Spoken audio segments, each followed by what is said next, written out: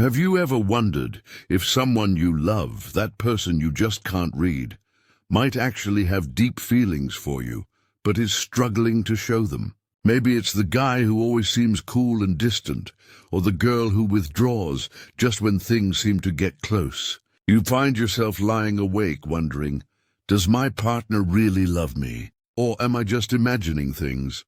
The truth is, love looks different for everyone, and for avoidant personalities. Love can show up in subtle, confusing ways that make you question everything.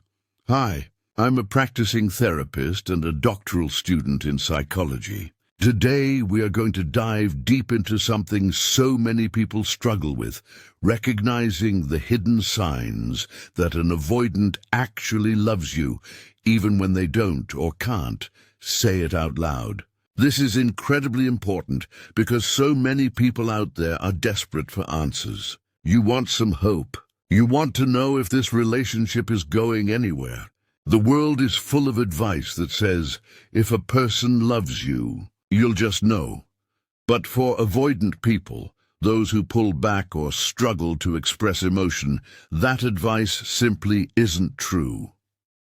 Let's peel back the curtain on how avoidant people express love, even when their words or actions make it seem like the opposite. These signs aren't always obvious, but they are real. I want you to walk away from this video feeling hopeful, with real tools and new understanding. Remember, not all advice you get online takes into account the complexities of human attachment styles.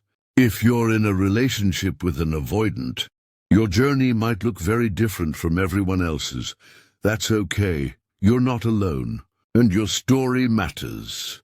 Let's jump into the signs, each one backed by real stories and real psychology, so you can spot them when you see them. The very first sign that an avoidant loves you is that they give you their emotional resources. Now, what does this mean? Imagine your partner has just come home from the toughest day at work. They're stressed, burnt out, maybe even frustrated. Yet you reach out and say, "Hey, I've had a really tough day too. Can we talk after work? I need to vent." Even though your partner could easily ignore your message or make an excuse, they don't.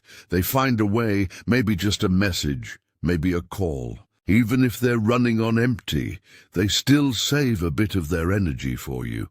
Avoidant individuals don't usually have a lot of emotional bandwidth, especially during stressful times or when they're feeling unhealed. For them, sharing what little they have is not small, it's huge.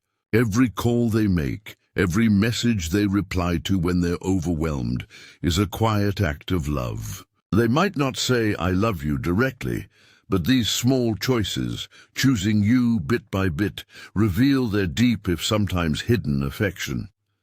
But that's not all. Another sign, and one often overlooked, is protectiveness. This is especially common among male avoidants, but can be seen in women too. Notice when they go out of their way to check on you, texting to be sure you got home safe, reminding you to grab a jacket if it's cold, making you a meal when you're unwell, or asking about your day before their own.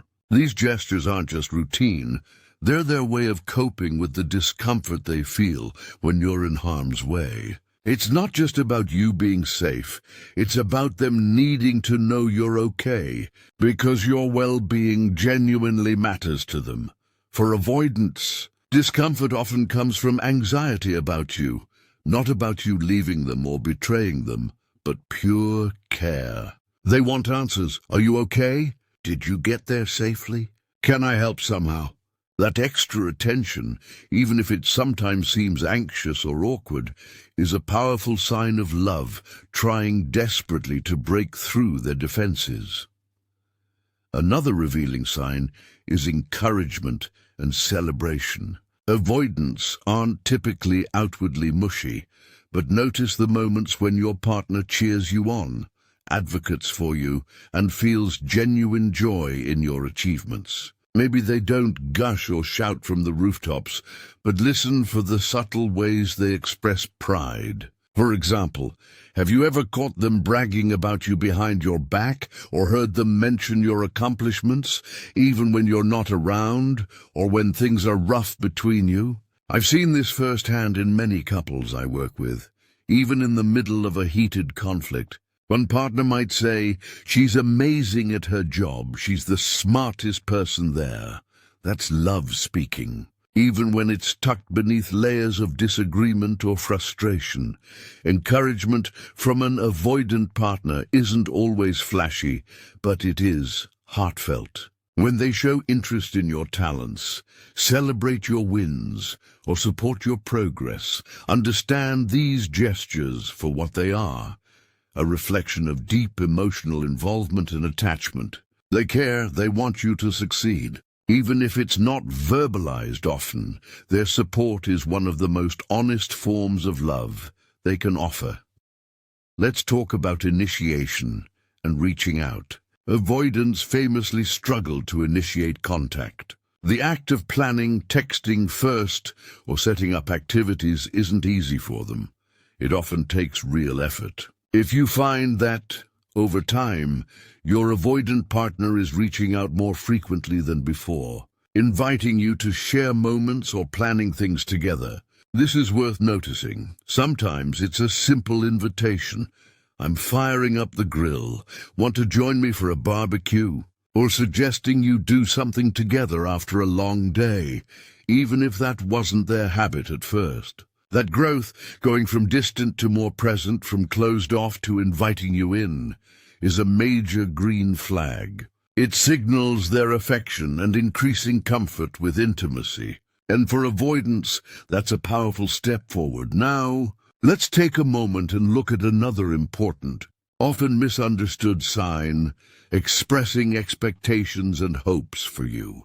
If your avoidant partner starts expressing things they wish you'd improve, maybe wanting you to be a little more independent, more emotionally regulated, or simply encouraging growth in some area, it may not be criticism.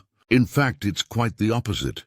It means they care about the relationship and about you.